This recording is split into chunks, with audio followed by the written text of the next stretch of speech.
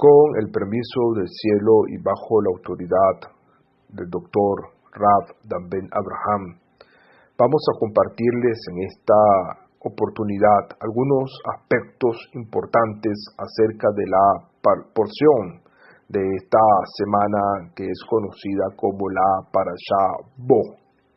Este término Bo significa ven, en alusión al llamamiento que el Eterno le hizo a Moshe y Aarón para que vengan al faraón y culminen el trabajo de la redención que le fue encomendada.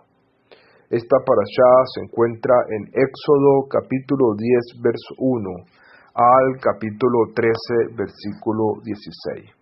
Y en esta sección vemos que la misión de Moshe está a punto de culminar. Las últimas 3 plagas se encuentran en esta parashá junto a algunos preceptos importantes que se le dan al pueblo de Israel que ahora se está constituyendo como una nación.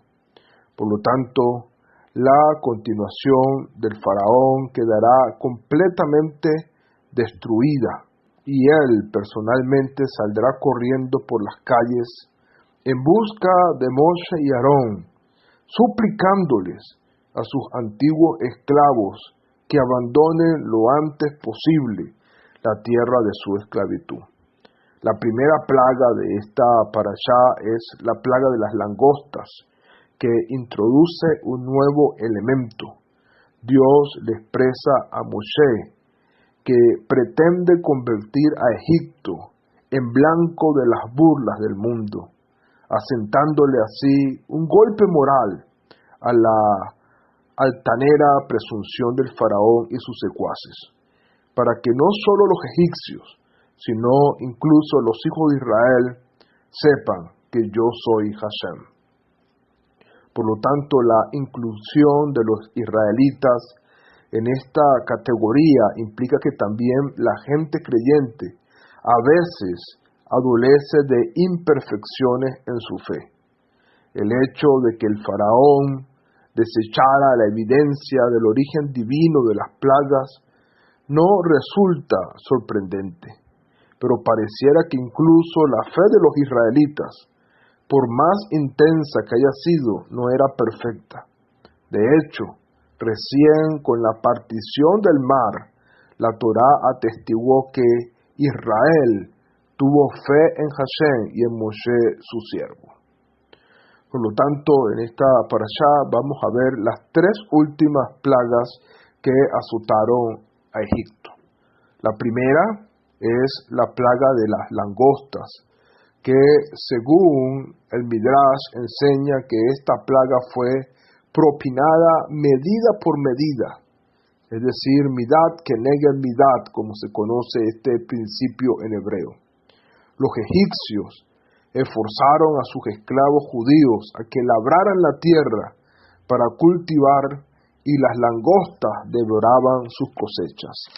La segunda plaga que habla esta parashá es la plaga de la oscuridad que cayó sobre Egipto, una plaga que fue bastante difícil porque según nuestros sabios, los egipcios quedaron atrapados inmóviles durante cierto tiempo. De hecho, dicen nuestros sabios que al igual que la tercera y la sexta plaga, esta plaga de la oscuridad fue la última del último grupo de 3, por lo que no fue precedida por una advertencia. Por lo tanto, la oscuridad durante el día era más densa que la que prevalece en una noche normal, y durante la noche se volvió aún más intensa. Después de los 3 primeros días de la plaga, la oscuridad entró en una nueva etapa. Era tan espesa que los egipcios no podían ni siquiera moverse. La oscuridad obedecía a 2 motivos. Número 1, entre los israelitas había quienes no merecían ser liberados porque estaban tan ansiosos y asimilados a la cultura egipcia que no había esperanza de que retornaran al pacto de Israel y debían morir.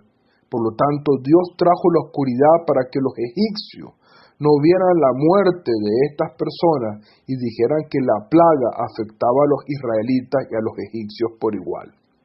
Y número 2, la oscuridad confirió una oportunidad para que los israelitas se desplazaran a sus anchas por los hogares egipcios y determinaran la ubicación de los objetos de valor que posteriormente iban a pedir a los egipcios. Más tarde Israel se ganó la estima de los egipcios cuando estos se dieron cuenta que los israelitas habían estado en su casa y pese a haber tenido la oportunidad de saquear a su antojo, no lo hicieron. Además, esta plaga, al igual que el resto de las plagas, fue midad keneged midad, es decir, medida por medida, ya que los egipcios, según nuestros sabios, utilizaban a los israelitas como lámparas inmóviles, los ataban completamente, los inmovilizaban y colocaban una vela en sus manos para que de esa manera ellos pudieran alumbrar a los egipcios en sus labores. Y por esa razón Hashem les pagó medida por medida, enviando una oscuridad tan intensa que inmovilizó incluso a los egipcios.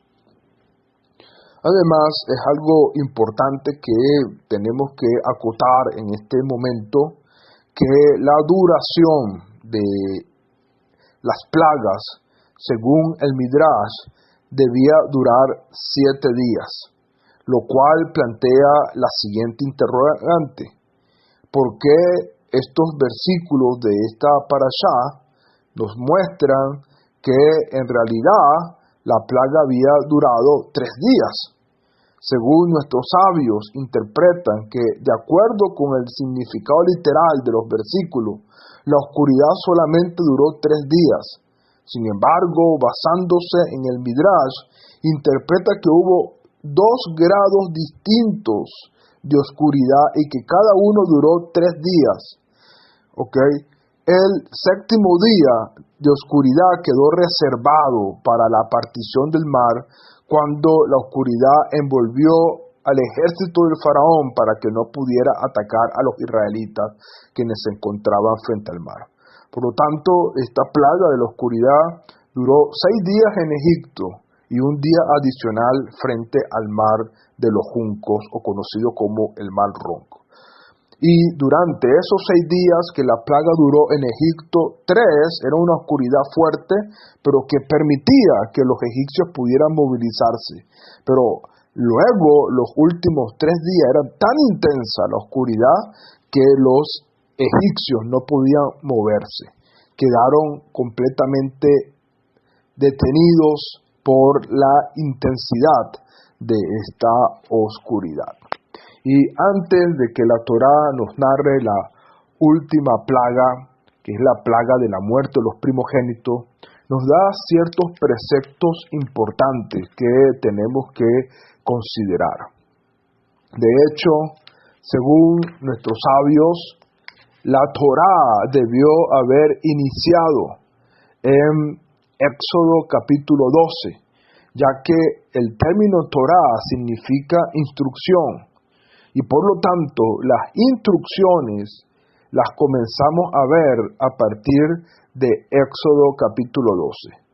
En el resto de la Torá, previo a este capítulo 12, no encontramos instrucciones directas, por lo menos no a un pueblo, sino a una persona en específica. Por ejemplo, en el libro de Bereshit nos encontramos instrucciones dadas a Abraham, en la cual Abraham se le instruyó circuncidarse, pero no era una instrucción a una nación, sino a una persona que debía mantener esa instrucción en sus descendientes. Y lo mismo ocurre con respecto al nervio ciático, donde dice que los hijos de Israel no comen el nervio ciático por lo que le ocurrió a Jacob. Pero no es una instrucción directa, sino que ahí vemos que es una costumbre que ocurrió por causa de algo que aconteció con Jacob. Por lo tanto, las primeras instrucciones que se le dan al pueblo de Israel como nación se encuentran precisamente en Éxodo capítulo 12. Y es importante entonces que podamos ver cuáles son estas instrucciones. Habiéndose llegado entonces la liberación de la esclavitud en aquella tierra, Israel está preparada para recibir sobre sí el yugo de los mandamientos. Por eso, en la presente sección, encontramos mandamientos que comienzan en el capítulo 12, donde podemos ver, por ejemplo, este mes será el primero de los meses, versículo del cual se deriva el precepto de establecer un anuario o calendario. El citado mandamiento es el primero que fuera encomendado al pueblo de Israel como pueblo confirmado, ya que en vísperas del éxodo de Egipto ya Israel se estaba conformando como una nación. Y si bien anteriormente fue encomendada a Israel la observancia de determinados preceptos, como el caso de la circuncisión o la prohibición de ingerir el nervio ciático, como lo dijimos anteriormente, los mismos fueron transmitidos tan solo a hombres específicos y no a un pueblo como entidad. Nuestros sabios cuentan que en la sección de esta parashá Bo, 20 preceptos podemos encontrar, desde el citado precepto de establecer el anuario o calendario, el precepto también de sacrificar o ingerir el Corbán Pesaj, hasta el precepto de relatar la salida de Egipto y el precepto de rescatar a los primogénitos. Estos preceptos, entonces, vamos a verlos acá en esta parashá que tiene por nombre la parashá Bo. Pero es importante que tengamos entonces en cuenta ciertos tópicos que esta parashá nos presenta. Y en aras de este comentario que estamos haciendo, donde estamos destacando algunos aspectos de la parashá, vamos a dar una información general de los preceptos más importantes. Como dije previamente, hay 20 preceptos en esta parashá, pero vamos a aludir a los preceptos más importantes. Uno de ellos es el precepto del anuario o calendario. ¿Ok? En primer lugar, este precepto se tiene junto a él un precepto importante, que es el de la santificación de la luna nueva, conocido en hebreo como Rosh Hodesh. De hecho, este es el primer precepto que se transmite a la nación como un todo, lo cual le da a entender que el precepto de Rosh Hodesh resulta muy significativo. Además, 1000 años más tarde, en Eretz Israel, durante las persecuciones de los Seleucidas, es decir, el imperio sirio helenístico, que culminaron con el milagro de Hanukkah, Rosh Hodesh fue uno de solamente 3 preceptos cuya observancia fue proscrita por los opresores. Los otros 2 preceptos que fueron prohibidos por los griegos eran el Shabbat y la circuncisión. El solo hecho de que el Rosh Hodesh fue colocado a la par de estos mandamientos tan importantes es suficiente indicación de la relevancia del mandamiento de Rosh Hodesh. Esto, según nuestros sabios, puede entenderse en 2 niveles. Tal como se señalará más adelante, únicamente la corte rabínica puede proclamar el día en el que cae Rosh Hodesh basándose en el testimonio de testigos que observaron la luna cuando ésta volvió a hacerse visible. Y el calendario judío se basa en dicha proclamación. A menos que puedan proclamarse los novilunios, no hay calendario, y sin calendario no hay festividades. Por lo tanto, si los seleucidas hubieran logrado erradicar la observancia de Rosh Hodesh, habrían logrado eliminar también muchísimos otros mandamientos. Lo segundo, que es a nivel más profundo, Rosh Hodesh significa la renovación, la capacidad que tiene el pueblo de Israel de sacudirse del letargo y retornar a su antigua grandeza. Así como la luna desaparece al final de cada mes, pero retorna y crece hasta alcanzar su plenitud, así también es posible que Israel sufra las tinieblas del exilio y el decaimiento de sus fortunas, pero siempre vuelve a renovarse hasta que llegue Mashiach, cuando se cumplirán las promesas de la redención y la revelación del Sinaí, y su brillo no se extinguirá jamás. Esta característica fundamental de la historia de Israel se manifestó por primera vez en Egipto, cuando, según una muy conocida alegoría de nuestros sabios, la nación había descendido a niveles de impureza enorme, es decir, a un solo nivel por encima del exterminio espiritual. Todo lo cual no fue sino para experimentar una renovación tan importante que, transcurrido apenas algunos días, 7 semanas, pudo congregarse al pie del monte Sinaí y recibir la profecía. Este concepto de renovación del pueblo de Israel fue lo que los seleucidas trataron de erradicar, trataron de prohibir la observancia del Rosh Hodesh. No tanto el pueblo judío se alzó en defensa de la Torá y del Sagrado Templo, y por lo tanto sus victorias conmemoraban la festividad de Hanukkah como la fiesta también de la renovación. Entonces, como vemos, el precepto de Rosh Hodesh es un precepto importante, y este precepto alude entonces a el establecimiento de un calendario o anuario hebreo. El calendario hebreo está basado en la luna y en el sol, es decir, es un calendario lunisolar que tiene como objetivo observar la luna y el sol. Por lo tanto, el intervalo entre un novilunio y el siguiente es de 29 días, 12 horas, 44 minutos y 3 segundos. Dado que el mes tiene que estar integrado por días completos, los meses del calendario judío se establecen entre 29 y 30 días, por lo que un año de 12 meses tiene 354 días. Dado que estos 11 días en diferencia con el calendario solar que rige las naciones, esto lleva entonces a que en el calendario hebreo se tenga que añadir un mes adicional cada cierto tiempo. Por lo tanto, el establecimiento de un calendario es de gran importancia para el pueblo de Israel, ya que con el calendario el pueblo de Israel puede establecer el momento indicado para las festividades, como lo estuvimos hablando anteriormente.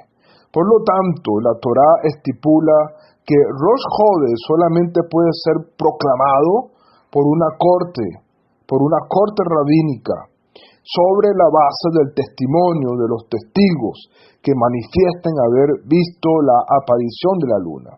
Por lo tanto, los integrantes de esta corte deben tener semijá u ordenación conferida de maestro a discípulo de una generación tras otra. Desde la época de Moshe, este requisito es determinado con el término hebreo lahem para ustedes, que estaba dirigido a Moshe y Aarón, a partir de lo cual los sabios dedujeron que quienes deciden con respecto al novilunio deben tener la misma condición legal que tenían Aarón y Moshe. Por lo tanto, es importante que entendamos también que tras la destrucción del templo, el nivel de erudición necesaria para poder recibir dicha ordenación desapareció paulatinamente debido a las persecuciones y a las dispersiones. Si se hubiera llegado al punto en el que no hubiera quedado nadie calificado para recibir la semijá, entonces habría resultado imposible proclamar los nuevos meses. Si hubiera ocurrido eso, entonces el calendario judío no habría continuado. A fin de evitar esta catástrofe, en el año de la creación 4119, que corresponde al 358 de la era común, la corte de Gilel II promulgó un calendario para todos los siglos futuros, basándose en el cálculo que se habían utilizado históricamente para corroborar el testimonio de los testigos del novilunio. Y es así como quedó establecido un calendario gracias a la corte rabínica de Gilel II, que permite entonces que hoy podamos seguir observando ese calendario. Pero una de las cosas importantes, como lo hemos determinado y lo hemos dicho, el calendario hebreo es lunisolar, se basa en la observación de la luna y del sol. La luna establece los meses, el inicio de un mes y la finalización de un mes, y el sol establece el inicio de un día y la finalización de un día, ya que desde el punto de vista del calendario hebreo, la caída del sol es la que marca el inicio de un nuevo día. Por lo tanto, en base a esto podemos afirmar a ciencia cierta que el calendario hebreo es lunisolar. Otro de los preceptos importantes que encontramos en esta parashá es el precepto de la ofrenda de Pesaj. La palabra Pesaj significa saltear y conmemora la compasión que tuvo Dios con el pueblo de Israel la noche de Pesaj en Egipto, porque mató a los primogénitos de los egipcios, pero salteó las casas de los israelitas donde estaban comiendo la ofrenda de Pesaj. Por lo tanto, si bien la ofrenda de Pesaj debía llevarse en forma anual al templo sagrado, la ofrenda en Egipto cumplía con una condición especial e incluía procedimientos que se aplicarían únicamente en Egipto, tal como la Torá lo expone en esta parashá. De hecho, nuestros sabios sugieren que Dios eligió solamente los corderos o las ovejas para esta ofrenda debido a que eran deidades egipcias. Y por lo tanto, al usar estos animales como sacrificio, los israelitas estaban demostrando en forma concluyente la absoluta y total subyugación de Egipto a la voluntad de Dios. Y por lo tanto, el precepto de la ofrenda de Pesaj es un precepto extraordinario que hoy en día mantenemos, aunque no podemos cumplir el precepto como tal porque no tenemos templo. Recordamos y remembramos la observancia de Pesaj. Nosotros, los nexaritas, ponemos nuestra mirada en el Cordero de Hashem, es decir, en Mashiach, quien es nuestra Pesaj, que fue sacrificada por cada uno de nosotros. Y finalmente, para no alargar mucho, otro de los preceptos importantes que podemos hacer mención de esta parashá es que acá podemos encontrar el mandamiento de los tefilim, podemos encontrar también el mandamiento del pidión del rescate de los primogénitos y otros preceptos de gran importancia. Así que, teniendo esto en cuenta, podemos ya tener un aspecto general de esta parashá que finaliza con la llegada de la última plaga, la plaga de la muerte de los primogénitos, que al morir cada uno de los primogénitos de los egipcios causó entonces esta plaga la liberación del pueblo de Israel. El propio faraón tuvo que salir corriendo y pedirle a los israelitas que se marcharan, que se fueran de Egipto, por causa precisamente de esta terrible plaga que golpeó. Todo primogénito egipcio murió, Mas los hijos de Israel, quienes son los primogénitos de Hashem, fueron resguardados por la sangre del Cordero. Baruch Hashem, porque hoy en día nosotros también somos resguardados por la sangre de un Cordero que es nuestra pesa, Mashiach Tzidkeinu.